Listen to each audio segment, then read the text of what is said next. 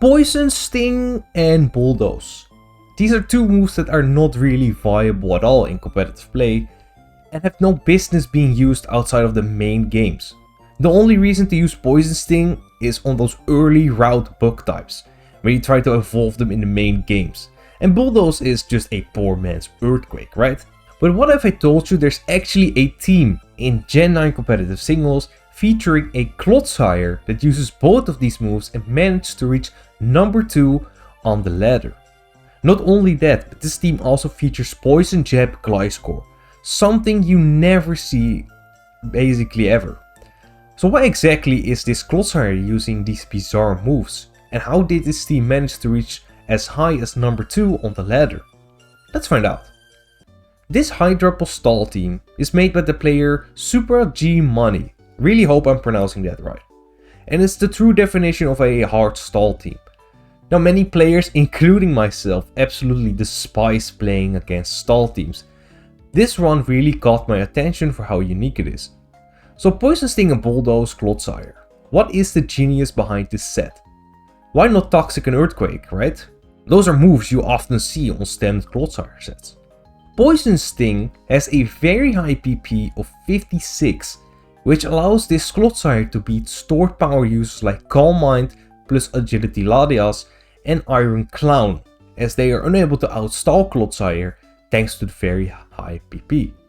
This move also has a high 30% chance to inflict poison on the opponent, and it does not make contact unlike Poison Jab, which allows Clodsire to safely spam this move and fish for a poison without the fear of getting burned from a Pokemon like Volcarona or getting hurt by Rocky Helmet users. And unlike Toxic, Poison Sting cannot be shut down by taunt users like Raging Bolt. Bulldoze is chosen for a similar reason. It has doubled the PP of Earthquake and still does some respectable damage against targets like Golden Go and Iron Clown. Since Clodsire is not really a strong physical attacker anyway, the damage drop off is not as significant. This Clodsire also has a very unorthodox stat spread. The purpose of this Amnesia Clodsire is to wall special attackers that Blissey is unable to beat. Examples include the new Archelodon on rain teams, Raging Bolt and Calm Mind Iron Valiant. And with Terra Steel it is able to beat stored power users like Hatterene, Iron Clown and Latias. With Terra Steel it can resist stored power and still provides the team with a key Fairy Resist. This bizarre stat spread was chosen to more easily take Psyshocks from the aforementioned Psychic Pokemon even before using its Terra. With Amnesia it doesn't really need as much special bulk anyway, as it can just increase it. The Gliscor on this team is also very weird, but specifically designed with some matchups in mind. This Gliscor uses Poison Jab over Toxic to threaten Hatterene, a Pokemon that could otherwise safely switch in and block Gliscor from setting up spikes, which is the best way for a team like this to make progress. Hatterene is able to block Toxic as well, but not Poison Jab. Not only does Hatterene take super effective damage, but also has a 30% chance to get poisoned, making it way less durable as a result. This also eases the matchup for Clodsire and Blissey against these Pokemon. Poison Jab also has the added benefit of threatening Terra Flying plus Taunt Roaring Moon, which is one of the biggest threats to stall teams and in the metagame as a whole.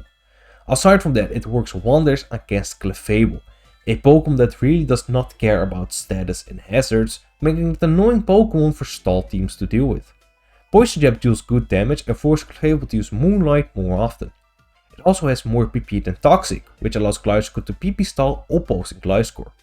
Lastly, the Gliscor uses Terra Ghost to block rapid spin attempts and ease the matchup against a wall breaker like Ursaluna on their Trick Room.